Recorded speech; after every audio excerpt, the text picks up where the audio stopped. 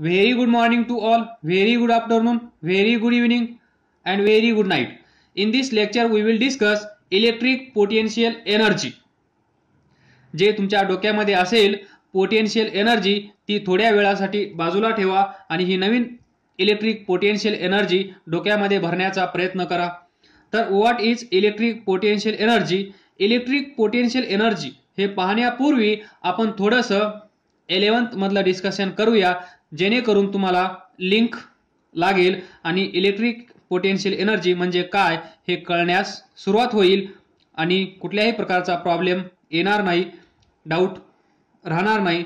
तर पहा, we will consider or we know that this is positive charge, this is also positive charge. यांना आपण काय म्हणतो?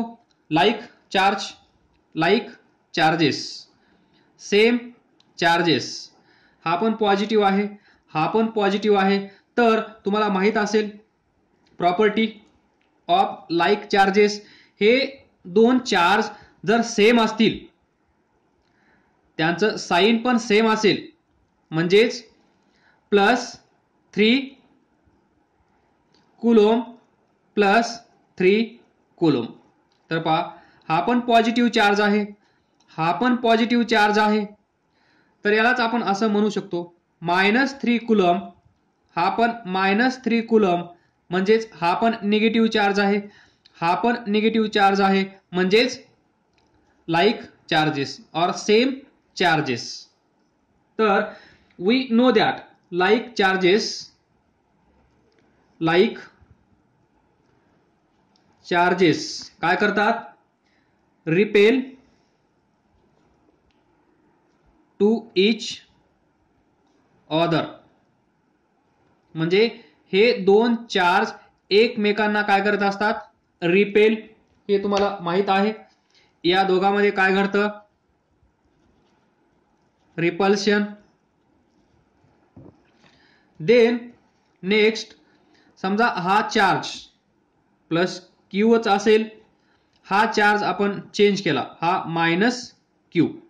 तर याला आपण काय म्हणतो? अनलाईक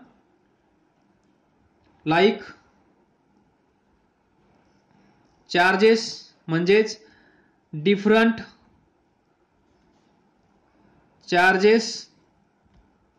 तर या दोघांमध्ये काय घडतं? Attraction, positive negative. तर अनलाईक चार्जेस इथे काय आहे? Repel to each other. इथे काय असेल? Unlike charges attracts each other. म्हणजे हा याच्यावर फोर्स एक्झर्ट करत असेल आणि याला इकडे बोलवत असेल. त्याच वेळेस हा -Q चार्ज पण याच्यावर फोर्स एक्झर्ट करत असेल आणि याला इकडे बोलवत असेल. पण इथे काय होत असेल? हा याच्यावर फोर्स एक्झर्ट करत असेल आणि याला सांगत असेल तू इकडे जा. हा पण याच्यावर फोर्स एक्झर्ट करत असेल, पण सांगत काय असेल? तू इकडे जा, म्हणजे इकडे येऊ नको. आणि हा याला सांगत असेल तू इकडे येऊ नको. जेणेकरून या दोघांमध्ये काय घडेल? Repulsion. That is like charges repel to each other, unlike charges attracts each other. ही कन्सेप्ट लक्षात ठेवा. पुढे जसं जसं आपण एक एक टॉपिक डिस्कस करत जाणार, तसं तसं तुमचं कन्फ्युजन वाढत जाईल. तर जे जे पॉइंट्स मी तुम्हाला हे देत आहे ते पाठ करून ठेवा, त्यानंतर मग कन्फ्युजन होणार नाही. जर हे तुम्हाला पाठ नाही झाले, सबकॉन्शियस माइंडमध्ये फिट नाही झालेत, तर तुम्हाला पुढे कन्फ्युजन होत राहील आणि हा टॉपिक अवघड वाटायला लागेल. याच्यावरून आपण काय निष्कर्ष काढू शकतो? या डिस्कशनवरून आपण काय कन्क्लूड करू शकतो? तर पहा, हा चार्ज याच्यावर फोर्स एक्झर्ट करत आहे, हा पण चार्ज याच्यावर फोर्स एक्झर्ट करत आहे. जरी हे दोन चार्ज सेम असले तरी, जरी हे दोन चार्ज डिफरंट असले, दॅट इज अनलाईक असले तरी, पण इथे फोर्स एक्झर्ट होत आहे. म्हणजेच या दोन एक्झाम्पल मधून आपल्याला असं लिहिता येईल की चार्जेस किंवा अ चार्ज, हा charge, charge, this charge exert a force, बरोबर. दिस चार्ज, हे भरपूर सारे इथे चार्ज आहेत, त्यापैकी एक चार्ज इमॅजिन करा, दिस. तर a charge exert a force, हा याच्यावर फोर्स एक्झर्ट करत आहे, बरोबर. A charge exert a force on this charge, on another charge. Charge exert force on another charge or any other charge present there. म्हणजे याच्या शेजारी हा जो प्लस क्यू चार्ज आहे, समजा याचा एरिया एवढा आहे, याला पण मध्ये घ्यावा लागेल, याचा एरिया एवढा आहे.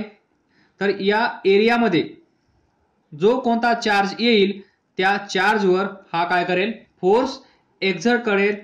म्हणजे हा फोर्स अट्रॅक्टिव्ह फोर्स असेल की रिपल्सिव्ह फोर्स असेल, हा नेक्स्ट पार्ट. बट बिफोर दिस, हा याच्या एरियामध्ये जेवढे चार्ज येतील त्या चार्जवर हा काय करत असेल, फोर्स एक्झर्ट करत असेल. म्हणून आपण लिहू शकलो charge exert a force on another charge. त्यालाच आपण असं म्हणू शकतो any other charge present over there. म्हणजे याच्या एरियामध्ये, म्हणजे थोडक्यात आपण याला काय म्हणू शकतो, याचा जो कोणी शेजारी असेल किंवा याचा शेजारी या एरियामध्ये तेवढ्या प्रत्येक चार्जवर हा फोर्स एक्झर्ट करत असतो. तर म्हणजे याच्या जवळच्या, आणि तो फोर्स किती असतो, याच्या जवळच्या चार्जवर हा फोर्स एक्झर्ट करतो, आणि तो फोर्स असतो F is equal to Q E. F is equal to QE. It is very similar to F is equal to ma. इथे मास आहे, इथे चार्ज आहे, इथे ऍक्सलरेशन आहे, इथे इलेक्ट्रिक फील्ड आहे. याला काय म्हणतो आपण, इलेक्ट्रिक फील्ड. म्हणजेच हा जो चार्ज आहे, जो याच्यावर फोर्स एक्झर्ट करत आहे, तो चार्ज याच्या शेजारी एक फील्ड तयार करतो, आणि त्या फील्डला आपण म्हणतो इलेक्ट्रिक फील्ड. यालाच आपण आपल्या लँग्वेजमध्ये म्हणूया एरिया. हा एरिया याचा आहे. त्याचप्रमाणे आपण असंही म्हणू शकतो हा एरिया याचा आहे, कारण हा पण याच्यावर फोर्स एक्झर्ट करत आहे. तर आपण कुठलाही एक फोर्स एक्सप्लेन करूया तर तुम्हाला तो समजून जाईल, कारण हा पण याच्यावर फोर्स एक्झर्ट करत आहे, हा पण याच्यावर फोर्स एक्झर्ट करत आहे. तर आपण असं म्हणू शकतो हा एरिया याचा आहे, तर हा याच्यावर फोर्स एक्झर्ट करत आहे, म्हणजे हा फोर्स एक्झर्ट करेल याच्या शेजारी जेवढे चार्जेस असतील तेवढ्या चार्जेस वर. या फोर्सचं मॅग्निट्यूड तुम्हाला समजून आला आहे. तर पहा, ज्या वेळेस सिच्युएशन इमॅजिन करा, ही कन्सेप्ट खूप महत्वाची आहे. तर पहा, हा प्लस क्यू चार्ज, हा प्लस क्यू चार्ज, याचा हा एरिया. जर हा प्लस क्यू चार्ज असेल तर या दोघांमध्ये काय होत आहे, रिपल्शन. या दोघांमध्ये काय होत आहे, रिपल्शन. रिपल्शन होत आहे, म्हणजे हा चार्ज याच्यावर फोर्स एक्झर्ट करत आहे. तो फोर्स किती आहे, F is equal to QE.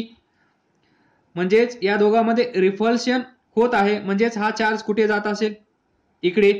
दोघांपैकी एक कन्सिडर करा, नाहीतर मग तुम्ही कन्फ्यूज होऊन जाल. तुम्ही म्हणाल हा याच्यावर फोर्स एक्झर्ट करत आहे तर हा चार्ज इकडे जाईल, ते पण बरोबर आहे, पण दोन्ही सिच्युएशन एकदाच कन्सिडर करायच्या नाहीयेत. तर हा आपला असेल सोर्स, म्हणजेच हा चार्ज आपण कन्सिडर करणार, हा चार्ज याच्यावर फोर्स एक्झर्ट करत आहे. हे दोन लाईक चार्जेस असल्यामुळे या दोघांमध्ये काय होईल, रिपल्शन. रिपल्शन होत असेल तर हा चार्ज कुठे जात असेल, इकडे. याच्यापासून हा चार्ज दूर जात असेल तेव्हाच या दोघांमध्ये रिपल्शन होत आहे असं आपण म्हणू. म्हणजेच हा चार्ज याच्यापासून दूर जात आहे म्हणजे याच्यावर एवढा फोर्स ऍक्ट होत आहे QE या डायरेक्शन मध्ये.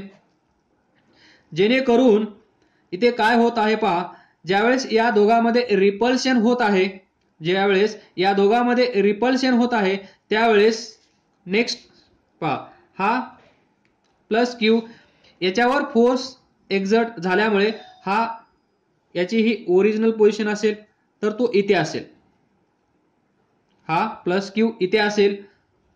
F is equal to QE काही वेळानंतर तो इथे असेल. समजा काही वेळ म्हणजे t सेकंदानंतर हा चार्ज इथे आला कारण हा याच्यावर या डायरेक्शन मध्ये फोर्स एक्झर्ट करत आहे. तर या दोघांमधली दूरी पहा, या दोघांमधलं डिस्टन्स पहा, इन्क्रीज झाला आहे की डिक्रीज, सर्वांना समजत आहे. या दोघांमधलं डिस्टन्स इन्क्रीज झालं आहे. जेव्हा रिपल्शन या दोघांमध्ये होतं त्यावेळेस हे दोघं एकमेकापासून दूर जातात म्हणजे या दोघांमध्ये दुरावा निर्माण होतो. या दोघांमध्ये दुरावा निर्माण झाला तर हे दोघं कुठे असतील, एकमेकापासून दूर असतील. म्हणजे या दोघांमध्ये डिस्टन्स, समजा इथे डिस्टन्स R1 असेल तर इथे काय असेल R2 आणि R2 is greater than R1. या सिच्युएशन मध्ये जेव्हा हे दोन चार्ज सेम असतील म्हणजेच लाईक चार्जेस असतील त्यावेळेस, कारण like charges repel and unlike charges attract each other. तुम्हाला समजण्यासाठी लवकर ही कन्सेप्ट समजावी म्हणून आपण फक्त पॉझिटिव्ह कन्सिडर करणार, कारण पॉझिटिव्ह लवकर समजतं. तर पहा, ही कन्सेप्ट तुम्हाला समजली असं मी गृहीत धरून पुढे जातो. तर जेव्हा हे दोन चार्ज एकमेकाच्या संपर्कात येतात, ते दोन चार्ज लाईक चार्ज असतात, त्यावेळेस त्या दोघांमध्ये रिपल्शन होतं. म्हणजेच याच्यामध्ये जे फोर्स ऍक्ट होत असेल या दोघांमध्ये, किंवा हा याच्यावर आणि हा याच्यावर जो फोर्स एक्झर्ट करत असतील तो फोर्स, त्या फोर्सचं नेचर काय असेल, रिपल्सिव्ह. मग रिपल्सिव्ह फोर्स म्हणजे दिस, या चार्जला दूर घेऊन जाणार. म्हणजे तो चार्ज आता इथे नसेल तर तो चार्ज, हा चार्ज इथे असायला हवा होता प्लस Q, पण तो गेला इथे. ज्यावेळेस असं होतं फोर्सचं मॅग्निट्यूड तुम्हाला माहित आहे, हे 11th मध्ये झालं आहे. तरी पण आपण याच्यावर एक लेक्चर घेणार आहोत, काळजी नसावी. लक्षात ठेवण्यासाठी हा क्ल्यू दिला आहे. F is equal to MA, हा सर्वांना पाठ आहे. तर it is very similar to this. तर पहा, आणि ज्या वेळेस या दोघांमधलं डिस्टन्स चेंज होतं त्याच वेळेस इथे उगम होतो. मराठी एवढं जमत नाही तर सोडून द्या. इथे उगम होतो तो या वर्डचा पोटेन्शियल एनर्जी. तर पहा, दिस इज अर्थ सरफेस. कारण तुम्हाला ही पोटेन्शियल एनर्जी खूप माहित आहे, खूप समजलेली आहे. तर याला इथे रिलेट करण्याचा प्रयत्न करतो जेणेकरून तुमची ही कन्सेप्ट क्लिअर होईल. तर पहा, इथे अर्थ सरफेस आहे. या बॉडीची पोटेन्शियल एनर्जी सांगा, या बॉडीची पोटेन्शियल एनर्जी सांगा किती असेल, mgh. h किती आहे, 0. So potential energy 0. सेकंड केस, इथे पहा, अर्थ सरफेस पासून हाईट h, तर इथे सांगा mgh. इथे सांगा हे डिस्टन्स h2, इथे किती असेल mgh2. हे तुम्हाला माहित आहे. तर इथे काय घडत आहे थोडासा विचार करा. अर्थ सरफेस एकाच जागेवर आहे, हा चार्ज एकाच जागेवर आहे. लक्षात ठेवा, अर्थ सरफेस एकाच जागेवर आहे. हा प्लस चार्ज एकाच जागेवर आहे. आपण फक्त एक केस कन्सिडर केली ज्या केसमध्ये फक्त हा मूव्ह होत आहे. तेच इथे घडत आहे. अर्थ सरफेस मूव्ह होत नाहीये, पण हा ऑब्जेक्ट पहा हाईट वाढत जात आहे. म्हणजे पोझिशन, रिलेटिव्ह पोझिशन, त्यालाच आपण नॉर्मली काय म्हणतो, height from this surface, from this earth surface. h इथे h, इथे h1, तर पहा इथे आहे h, इथे आहे h1, इथे आहे h2. तर h2 इन्क्रीज होत गेला, h2 इन्क्रीज होत गेला, तर इथे पोटेन्शियल एनर्जी काय झाली, Pe इन्क्रीज होत गेली. हे तुम्हाला माहित आहे, हे तुम्हाला माहित आहे. पण हे पण तुम्हाला माहित आहे, जसा हा ऑब्जेक्ट एवढा दूर जाईल की तिथे याच्यावर कुठल्याही प्रकारचा फोर्स ऍक्ट होत नसेल. म्हणजे याला किती दूर पाठवावं लागेल आपल्याला, व्यवस्थित पहा. हा अर्थवर आहे, हाईट 0, याची हाईट थोडीशी वाढवली, परत याची हाईट अजून थोडीशी वाढवली.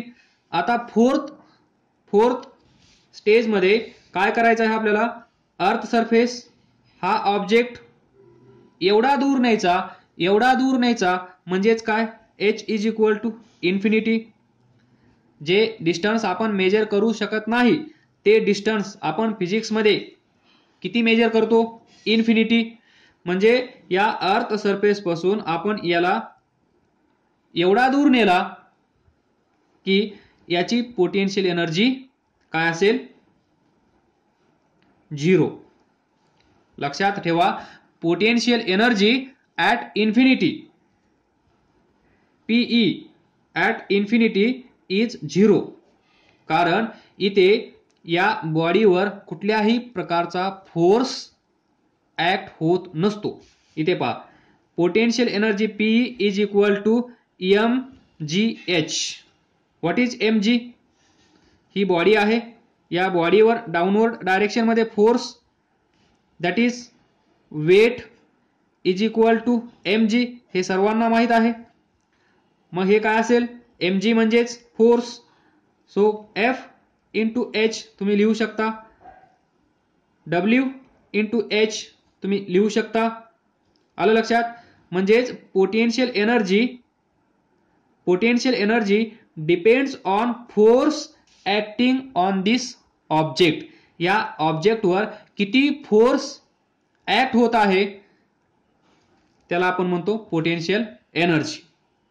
जर हा ऑब्जेक्ट एवढ्या दूर नेला, म्हणजेच ऍट इन्फिनिटी नेला, तर ऍट इन्फिनिटी फोर्स 0 होतो. फोर्स 0 झाला तर पोटेन्शियल एनर्जी काय होते, 0. तर इथे पहा, हे डिस्कशन थोडं वेगळं आहे. कारण पहा, आपण इथे काय डिस्कस करत आहोत, जसा जसा ऑब्जेक्ट अर्थ सरफेस पासून वरवर जातो, तसं आपण काय म्हणतो, पोटेन्शियल एनर्जी इन्क्रीज होते. बरोबर, पोटेन्शियल एनर्जी इन्क्रीज होते, हे आपण डिस्कस करतो. पण इन्क्रीज म्हणल्यानंतर ऍट इन्फिनिटी खूप पोटेन्शियल एनर्जी वाढायला पाहिजे, पण झालं काय, 0. तर याचा अर्थ असा आहे, ही जी पोटेन्शियल एनर्जी आहे, हा जो mgh आहे, इथे निगेटिव्ह साइन आहे. जाऊन पहा ग्रॅव्हिटेशन टॉपिक मध्ये -gmm/h.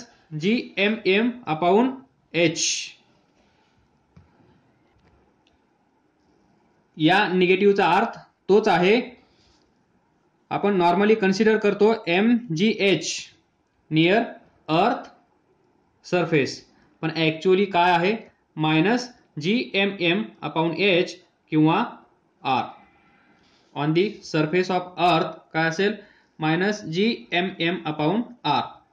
त्याच्यानंतर आपण हाईट वाढवतो, म्हणजे जसा जसा ऑब्जेक्ट वर जाईल, दिस हाईट h आपण या r मध्ये ऍड करतो. r is radius of earth.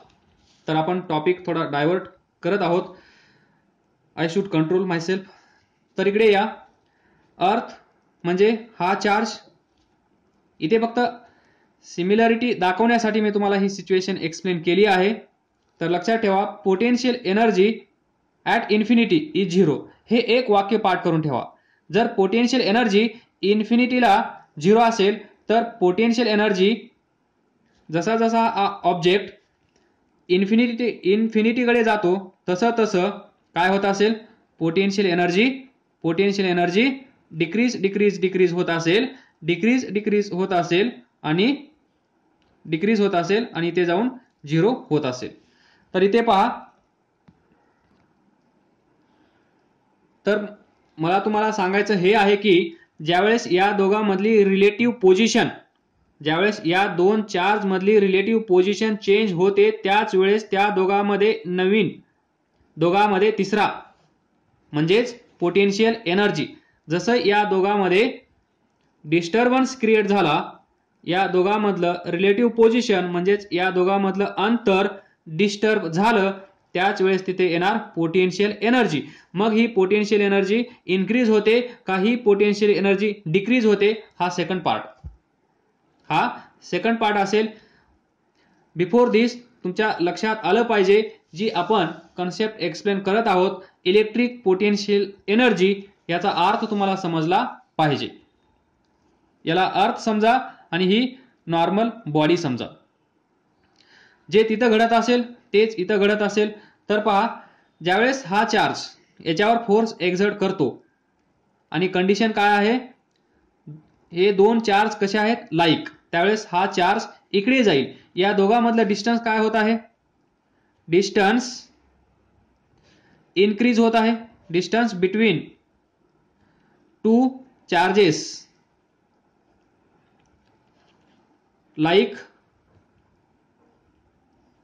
Like charges, या दोन चार्ज मधलं डिस्टन्स इन्क्रीज होत आहे. म्हणजेच काय होत असेल, इथे पहा, लक्षात ठेवायचं हे आहे की जो चार्ज मूव्ह होत आहे म्हणजेच जी बॉडी मूव्ह होत आहे, सेम कंडिशन. इथे पहा, ही बॉडी जर आपण या बॉडीवर इथे फोर्स कोणत्या डायरेक्शन मध्ये ऍक्ट होत आहे सांगा, या बॉडीवर फोर्स डाऊनवर्ड डायरेक्शन मध्ये ऍक्ट होत आहे की नाही, mg सर्वांना माहित आहे. या बॉडीवर फोर्स एक्झर्ट होत आहे, तो आहे mg आणि it is in downward direction towards अर्थ. म्हणजे ज्या डायरेक्शन मध्ये या बॉडीवर फोर्स ऍक्ट होत आहे त्या डायरेक्शन मध्ये जर ही बॉडी गेली तर पोटेन्शियल एनर्जी काय होत आहे, डिक्रीज. काय होत आहे, डिक्रीज. इथे पहा, ही बॉडी इथे आली तर पोटेन्शियल एनर्जी काय असेल, डिक्रीज. म्हणजेच इन शॉर्ट, ही बॉडी आहे, या बॉडीवर जर या डायरेक्शन मध्ये फोर्स ऍक्ट होत असेल तर या डायरेक्शन मध्ये पोटेन्शियल एनर्जी काय होते, डिक्रीज. आलं लक्षात. जर ही बॉडी या डायरेक्शन मध्ये जात असेल तर ज्या डायरेक्शन मध्ये त्या बॉडीवर फोर्स ऍक्ट होत आहे त्या डायरेक्शनला जर ती बॉडी गेली तर पोटेन्शियल एनर्जी डिक्रीज होते. इथे पहा, ही बॉडी आहे, या बॉडीवर mg फोर्स ऍक्ट होत आहे, एक्झर्ट होत आहे ड्यू टू अर्थ. तर त्या फोर्सची डायरेक्शन कशी आहे, डाऊनवर्ड. म्हणजे त्याच डायरेक्शन मध्ये जर ही बॉडी आली तर या बॉडीची पोटेन्शियल एनर्जी काय होत आहे, डिक्रीज. कारण डाऊनवर्ड डायरेक्शन मध्ये फोर्स ऍक्ट झाल्यामुळे, फोर्स एक्झर्ट झाल्यामुळे ही बॉडी इथे येईल आणि इथे पहा हाईट किती आहे, कमी, as compare to this position. म्हणजेच हाईट डिक्रीज झाली, mgh हाईट डिक्रीज झाली म्हणजेच पोटेन्शियल एनर्जी डिक्रीज होणार. म्हणजेच पहा सेम या चार्जवर फोर्स कुठल्या डायरेक्शन मध्ये ऍक्ट होत आहे, या डायरेक्शन मध्ये फोर्स याच्यावर एक्झर्ट झाल्यामुळे जर हा चार्ज या डायरेक्शन मध्ये गेला तर या डायरेक्शन मध्ये पोटेन्शियल एनर्जी काय व्हायला पाहिजे, डिक्रीज की इन्क्रीज. तर काय व्हायला पाहिजे, डिक्रीज. लक्षात ठेवा, फक्त फोर्सची डायरेक्शन लक्षात ठेवा. त्याच डायरेक्शन मध्ये जर हा गेला तर पोटेन्शियल एनर्जी डिक्रीज होणार. नाउ नेक्स्ट, हा पॉझिटिव्ह चार्ज, हा दुसरा पॉझिटिव्ह चार्ज, हा याच्यावर फोर्स एक्झर्ट करणार. या फोर्समुळे हा चार्ज इकडे जाणार, या ठिकाणी येणार, म्हणजेच इथे पोटेन्शियल एनर्जी डिक्रीज होणार. पोटेन्शियल एनर्जी डिक्रीज होणार. जिथे जिथे एनर्जी चेंज होतो, जिथे जिथे एनर्जी चेंज होते त्या ठिकाणी कोण येतो? आहे लक्षात? Work done. जर इथे एनर्जी यूज केली गेली असेल, एनर्जी मध्ये चेंज झाला असेल, एनर्जी डिक्रीज झाली असेल किंवा एनर्जी इन्क्रीज झाली असेल, तर ती एनर्जी कुठे जात असेल? Work done. कारण हा चार्ज इथून इथे जात आहे म्हणजे काहीतरी काम होत असेल. हा चार्ज इथून इथे जात आहे म्हणजे काहीतरी काम होत असेल, त्याच वेळेस हा चार्ज इथे जात आहे. जर याच्यावर काही कामच नाही झालं, याच्यावर जर कोणी कामच नाही केलं, तर हा चार्ज इथून इथे जाईल का? नाही. हा चार्ज इथून इथे गेला, ही बॉडी इथे आहे, ही बॉडी जर सकाळी इथे ठेवली, दुपारी तुम्हाला इथे दिसली, तर तुम्ही काय म्हणता? ही बॉडी इथे कशी काय गेली? म्हणजे ही बॉडी इथे जाण्याच्या पाठीमागे फिजिक्स काय असेल? इथे कुणीतरी वर्क केलं असेल की नाही? वर्क केल्याशिवाय ही बॉडी इथे जाईल का? जादू तर होणार नाही. जादू झाली तर मग आपल्याला फिजिक्सचा अभ्यास करून काहीच फायदा नाही. ही बॉडी इथे जात आहे, या बॉडीची पोझिशन चेंज होत आहे. बॉडीची पोझिशन चेंज होत आहे म्हणजे इथे कोणीतरी काम करत आहे. म्हणजेच पहा, सिक्वेन्स मध्ये पहा, कुठून आपण कुठे येत आहोत, एक एक वर्ड ऍड होत आहे. जसा याला आपण सिस्टम म्हणूया. काय सिस्टम? चार्जचा सिस्टम. या सिस्टम मध्ये जसं रिलेटिव्ह पोझिशन या चार्जची चेंज झाली, इमिडिएटली कोण आला तिथे? Potential energy. आणि या पोझिशनला जी पोटेन्शियल एनर्जी असेल, ती पोटेन्शियल एनर्जी या पोझिशनला असेलच असे नाही, असं म्हणताच येणार नाही. नसेलच, 100% नसेलच. कारण हा सरफेस आहे, इथे जी पोटेन्शियल एनर्जी असेल ती पोटेन्शियल एनर्जी इथे, ही अर्थ सरफेस, या बॉडीची पोटेन्शियल एनर्जी आणि या बॉडीची पोटेन्शियल एनर्जी कधीही सेम असणार नाही. जर यांचं मास m1 m2 m1 is equal to m2 असेल तर, कारण हा चार्ज सेम आहे. तर जशी तिथे रिलेटिव्ह पोझिशन चेंज झाली, पोटेन्शियल एनर्जीने लगेच आक्रमण केलं आणि पोटेन्शियल एनर्जी नंतर आपल्याला प्रश्न पडला, मग ही इन्क्रीज होत असेल की डिक्रीज होत असेल? तर हा पण आपण प्रॉब्लेम सॉल्व्ह केला. जर फोर्स याच्यावर या डायरेक्शन मध्ये ऍक्ट होत असेल तर त्या डायरेक्शन मध्ये पोटेन्शियल एनर्जी डिक्रीज होते, तर तो प्रॉब्लेम आपला सॉल्व्ह झाला. मग इथे पोटेन्शियल एनर्जी डिक्रीज झाली, मग ही पोटेन्शियल डिक्रीज झालेली गेली कुठे? तर ही पोटेन्शियल एनर्जी जी डिक्रीज झाली ती कशासाठी वापरली असेल? तर आपण असं कन्सिडर करूया, काम करण्यासाठी. म्हणून आपण 11वी मध्ये 11th मध्ये एक स्टेटमेंट पाठ केला आहे, लर्न केला आहे आणि ते अभ्यासलं आहे. ते काय होतं पहा. आता या दोघांना रिलेट करण्याचा प्रयत्न आपण करूया. म्हणजे हे जे लेक्चर आहे तुम्हाला समजावून सांगण्याचं, 11वीचं काही थोडंसं नॉलेज 12वी मध्ये आवश्यक असतं ते. तर पहा, इथे आता चेंज कशामध्ये झाला आहे? Change in potential energy. बरोबर? Change in potential energy. Potential energy मान्य आहे. Position change, potential energy change, त्याला आपण असं लिहू शकतो, चेंज इन पोटेन्शियल एनर्जी. म्हणजेच याला आपण असं लिहूया थोड्या वेळासाठी. याच्याकडे जी पोटेन्शियल एनर्जी असेल ती यू इनिशियल, इथे गेल्यानंतर जी पोटेन्शियल एनर्जी असेल ती यू एफ.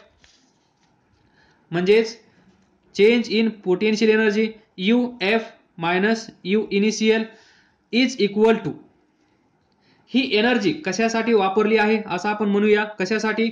Work done. सर्वांना माहित आहे वर्क डन, W.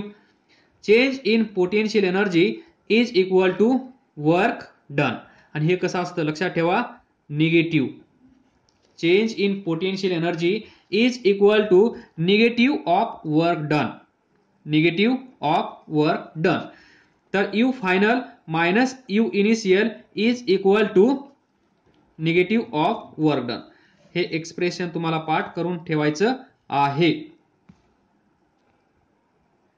तर हा निगेटिव्ह कसा येतो लक्षात ठेवण्यासाठी पहा, हा चार्ज इथून इथे जात असेल तर आपली इच्छा अशी आहे की हा चार्ज इथून इथे गेला नाही पाहिजे. जर हा चार्ज इथून इथे जाऊ द्यायचा नसेल तर आपल्याला काय करावं लागेल, आपल्याला काय करावं लागेल, या डायरेक्शन मध्ये जेवढा फोर्स एक्झर्ट होत आहे त्याच्या अपोजिट डायरेक्शन मध्ये आपल्याला फोर्स अप्लाय करावा लागेल, जेणेकरून हा चार्ज इकडे जाणार नाही. म्हणजेच आपल्याला काय करावं लागेल, या सिस्टमच्या विरोधात जाऊन काम करावं लागेल. हा सिस्टम जो आहे या सिस्टमचं म्हणणं काय आहे, हा charge according to this charges like charges repel म्हणल्यानंतर हा चार्ज इकडे गेला पाहिजे, बरोबर. हा चार्ज इकडे गेला पाहिजे. तर आपली इच्छा काय आहे, हा सिस्टम आहे आणि आपण त्या सिस्टमचा पार्ट नाहीयेत. आपण त्या सिस्टमचा पार्ट नसल्यामुळे आपली इच्छा अशी आहे हा चार्ज इथेच असला पाहिजे. म्हणून आपण काय करणार, याच्या अपोजिट डायरेक्शन मध्ये फोर्स अप्लाय करणार, याच्या अपोजिट डायरेक्शन मध्ये फोर्स अप्लाय करणार, म्हणजेच निगेटिव्ह. असं लक्षात ठेवा. म्हणजे change in potential energy is equal to negative of work done. म्हणजे आपण कोण आहोत या सिस्टमसाठी, एक्सटर्नल एजंट, बरोबर. आणि याचं दुसरं लॉजिक आहे, change in potential energy is equal to negative of work done, that is this is work done against electrostatic force.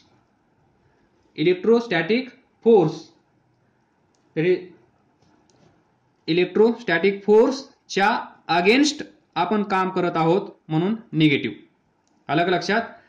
Then we know that work done is equal to force into displacement. Work done is equal to force into displacement. तर हे पण तुम्हाला माहित आहे. तरी आपण पुढच्या लेक्चरमध्ये डिस्कस करूया. आता एवढंच लक्षात ठेवा, this is work done against electrostatic force. काय समजलं नसेल तर विचारा, अभ्यास करत राहा, पुढे जात राहा. All the best. Thank you.